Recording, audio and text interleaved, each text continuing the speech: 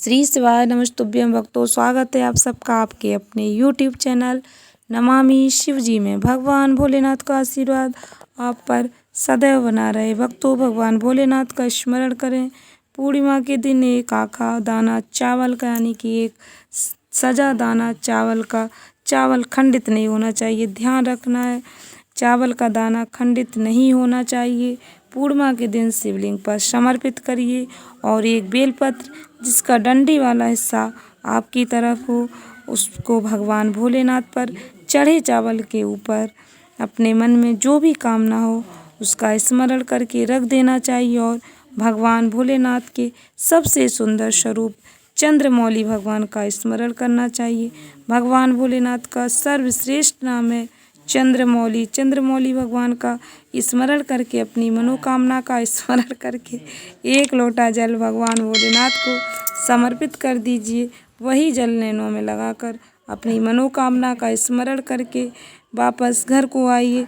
अभी जो पूर्णिमा आएगी भगवान भोलेनाथ के चंद्रमौली स्वरूप का आप स्मरण करके मन में कामना करके ध्यान करेंगे तो आपकी कामना अवश्य पूर्ण होगी। बाबा विश्वनाथ आप पर अवश्य कृपा करेंगे।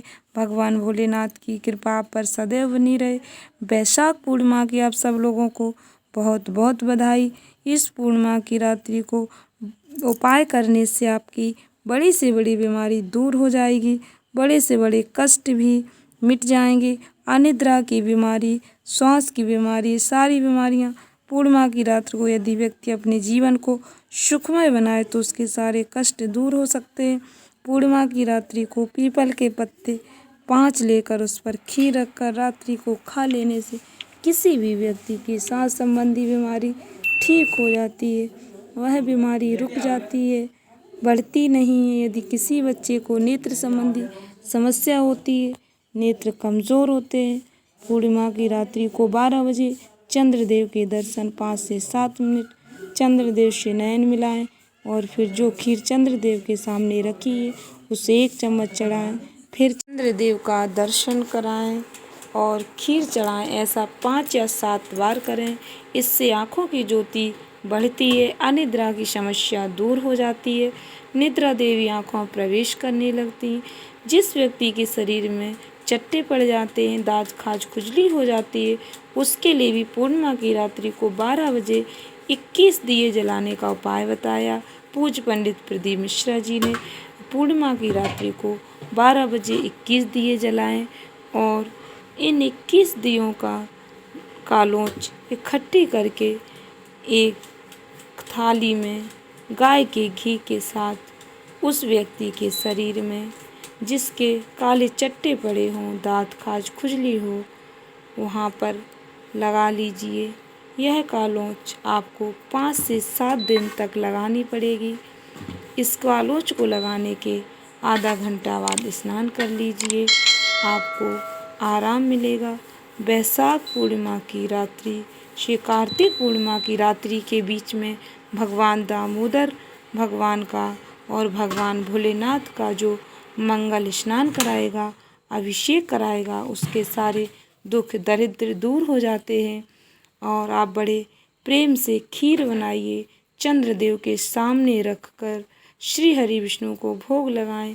लक्ष्मी नहीं आ रही, व्यापार नहीं चल रहा, बहुत अधिक परेशान हो तो तांबे के कलश में पानी भरना, उसके ऊपर कटोरी में लक्ष्मी माता की मूर्ति रखना, मूर्ति ना हो तो चांदी का सिक्का रखना, उसके सम्मुख 31 दीपक 31 दीपक घी की लंबी बत्ती के जलाना, एक एक कमलगट्टा उन दीपकों में डाल देना और लक्ष्मी जी का पूजन करना, खीर का भोग लगाना। पान के 5 पत्ते पर खीर का भोग लगाना है। माता लक्ष्मी से विनती करना, रात भर रखे रहने देना, सुबह 4 बजे उठा लेना। लक्ष्मी जी की मूर्ति हो या सिक्का हो, जो भी हो उसे उठाकर तिजोरी में रख देना। खीर में जब मन हो 7 या 8 बजे आप प्रसाद के रूप में ग्रहण कर लेना। दिए उठाकर रख देना। ठंडे करना हो तो कहीं पर भी ठंडे कर देना। आपको सुख मिलेगा, आनंद मिलेगा, मनोकामना की पूर्ति होगी। पूर्णिमा के दिन आप प्रदोष काल के समय 4:30 बजे से 6 बजे के बीच में 1 लोटा पानी, उसमें 5 बेलपत्र डालकर 1 कमलगट्टा डालकर भगवान चंद्रेश्वर महादेव का नाम लेकर भगवान भोलेनाथ को चढ़ा दीजिए। आपकी जो भी कामना हो उसे बोलकर चढ़ाइए और निवेदन करें चंद्रेश्वर महादेव से आपकी मनोकामना अवश्य पूर्ण होगी।